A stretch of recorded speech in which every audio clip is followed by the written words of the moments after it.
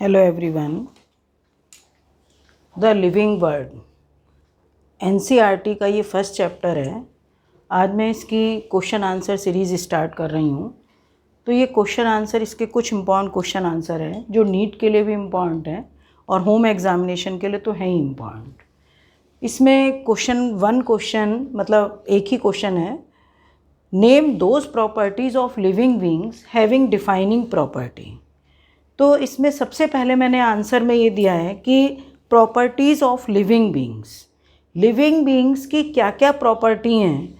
तो सबसे पहले living beings they show growth, reproduce मतलब reproduction, metabolic function, definite cellular organization, ability of movement and locomotion, adaptability to increase survival rate, respiration for energy generation जो कि aerobic और anaerobic किसी भी form में हो सकती है, consciousness that is the ability to sense their surrounding and responds accordingly, ageing after a growth period and then natural death. तो ये किसी भी लिविंग बीइंग्स के कैरेक्टरिस्टिक फीचर हैं।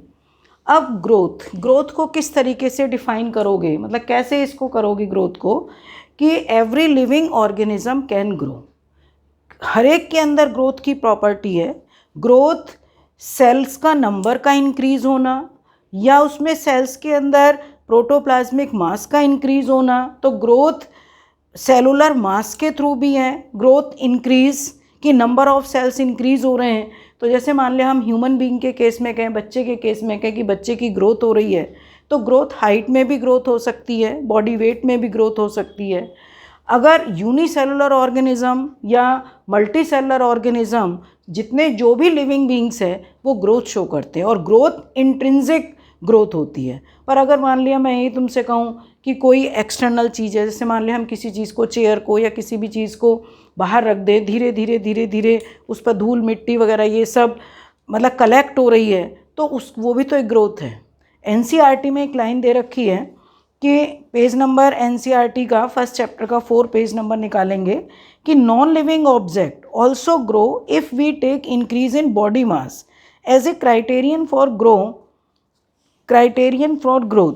Mountains, builders and sand mounds to grow. However, this kind of growth exhibited by non-living objects is by accumulation of material on the surface.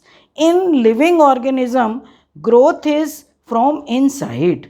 So growth cannot be taken as a defining property of living organism. तो इसको मैंने क्या लिखा है कि can not be taken as a defining property of living organism.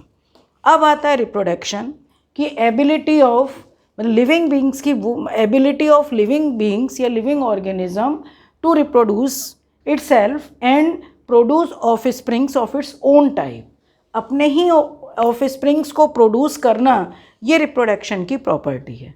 अब यहाँ पर ये बताओ कि कोई इनफर्टाइल कपल है या एनिमल्स के केस में म्यूल होते हैं, तो क्या ये रिप्रोड्यूस करते हैं? क्या ये लिविंग बीइंग्स नहीं हैं? ये रिप्रोड्यूस नहीं करते।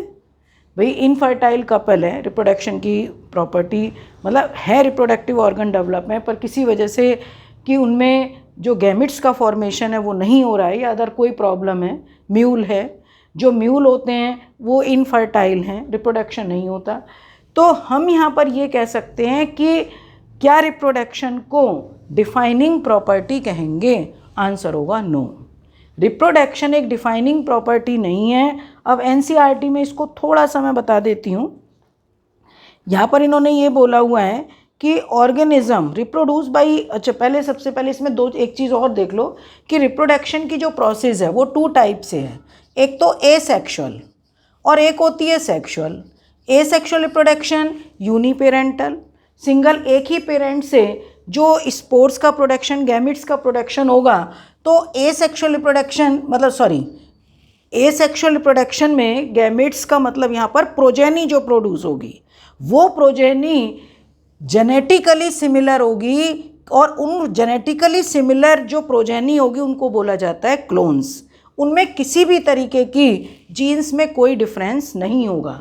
पर जो सेक्सुअल है वो बाई पेरेंटल है। बाई पेरेंटल का मतलब कि दोनों से गैमिट्स का, male gamete and female gametes, और जब उनमें फ्यूज़न होकर फर्टिलाइजेशन की प्रोसेस होगी तो फर्टिलाइजेशन की प्रोसेस होने पर वेरिएशन अराइज होंगी और उन प्रोजेनी के अंदर, उन ऑफस्प्रिंग्स के अंदर वेरिएशंस होंगी, जो कि इवोल्यूशन का भी इम्पॉर्टेंट फीचर है।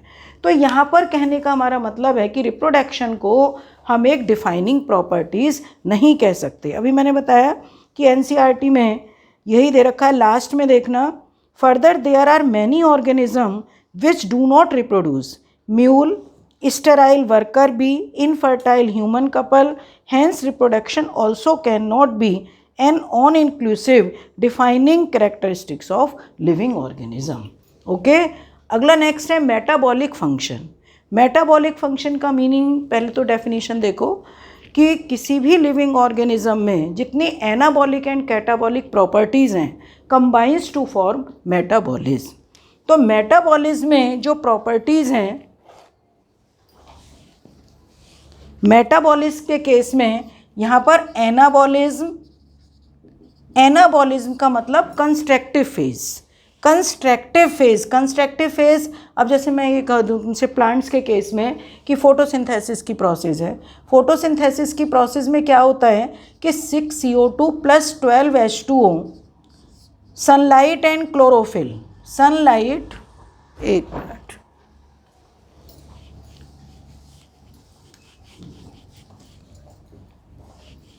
मेटाबॉलिज्म में एनाबॉलिज्म एक कंस्ट्रक्टिव फेज,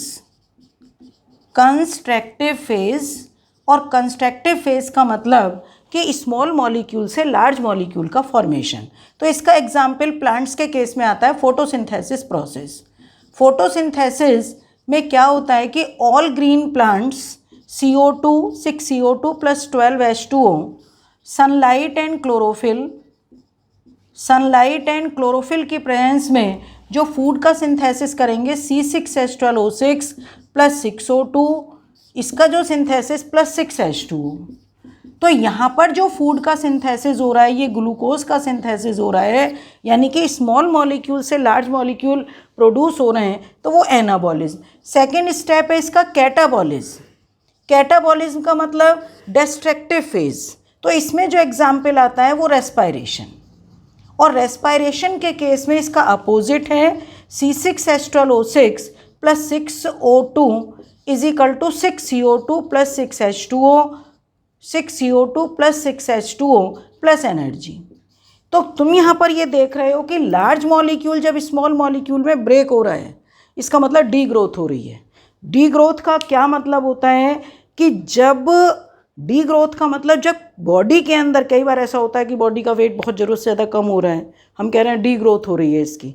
डी ग्रोथ का मतलब catabolic reactions are more than anabolic reaction, मतलब उसमें कैटाबॉलिक रिएक्शन जब ज़्यादा होंगी, फूड मटेरियल कलेक्ट होगा बॉडी सेल्स का, चाहे वो फैट की फॉर्म में, प्रोटीन की फॉर्म में है, और जब वो डिज़ोल्व हो रहा है या किसी भी तरीके से ब्रेक डाउन होके स्मॉल मॉलिक्यूल में कन्वर्ट हो रहा है, उसको बोलते हैं कैटाबॉलिज्म। तो metabolic reaction all living beings का कैरेक्टरिस्टिक फीचर है, इसलिए ये क्या है, एक defining property. Okay, definite cellular organisation.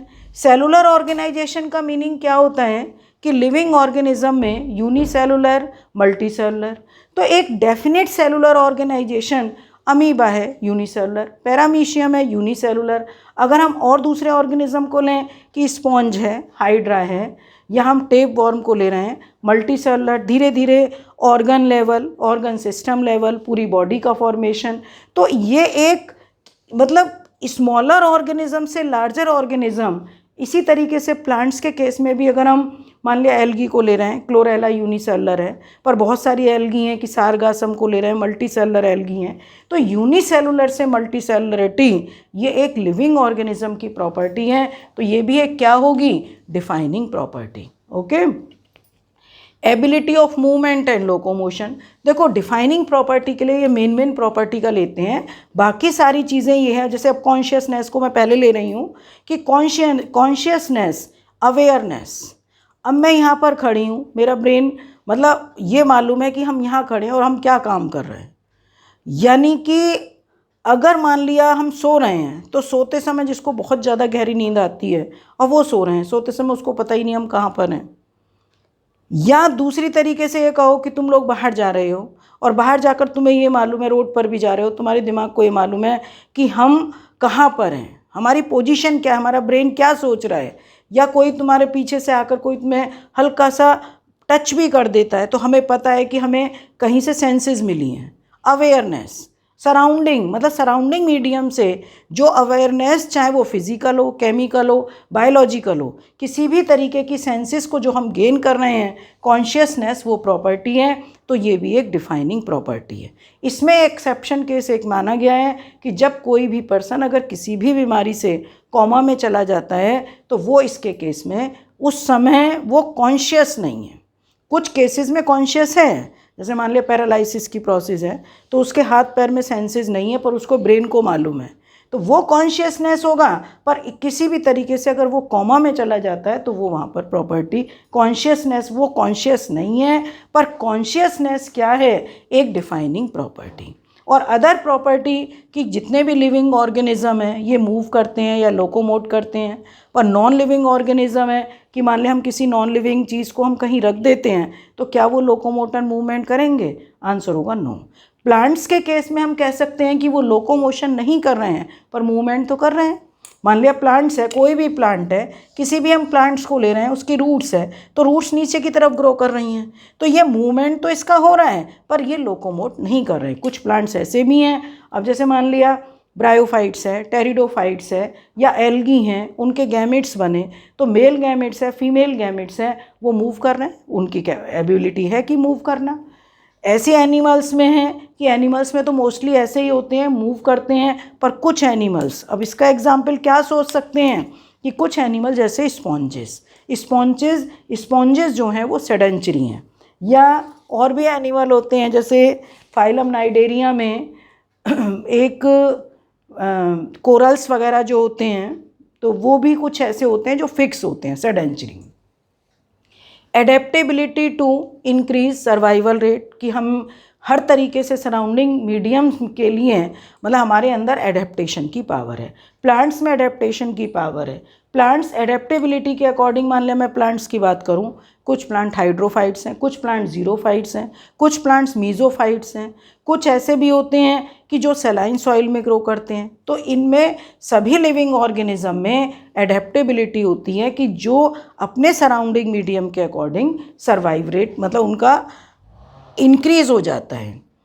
Respiration for energy generation, कि हर एक लिविंग ऑर्गेनिज्म ये रेस्पायर करेंगे, चाहे वो रेस्पायरेशन की प्रोसेस एरोबिक हो, ऑक्सीजन की प्रेजेंस में है, या ऑक्सीजन के एब्सेंस में है। अब मान ले ह्यूमन बीइंग है, ऑक्सीजन की प्रेजेंस में है, पर कुछ पैरासाइट्स बॉडी के अंदर हैं, टेप वॉर्म है, एस्कैरिस है, वो एनारोबिकली मतलब रेस्पायर करते हैं। तो रेस्पायरेशन की प्रोसेस भी लिविंग बीइंग का कैरेक्टरिस्टिक फीचर है। फिर इसके बाद लास्ट में एजिंग, कि धीरे धीरे हमारे सेल्स की जो एबिलिटी है ग्रो करने की एबिलिटी, उसमें किसी भी तरीके से सेल्स का नंबर इंक्रीज करने की एबिलिटी कम होती चली जाती है। तो लास्ट में फिर डेथ। तो जो नेचुरल डेथ हम ये कहते हैं कि बर्थ से लेकर टिल नेचुरल डेथ, वो किसी भी ऑर्गेनिज्म की लाइफ स्पैन है। तो मैंने यहाँ पर डिफाइनिंग प्रॉपर्टीज़ भी बता दी हैं और कैरेक्टरिस्टिक फीचर्स बताए हैं लिविंग ऑर्गेनिज्म के, ठीक है। तो इस तरीके से इसमें कुछ मेन क्वेश्चन की ये मैंने क्वेश्चन आंसर सीरीज़ डाली है, तो मेन क्वेश्चन आंसर डाल देंगे तो सभी के लिए ये 11th क्लास के बच्चों के लिए, नीट के लिए इम्पॉर्टेंट टॉपिक है। Okay, thank you.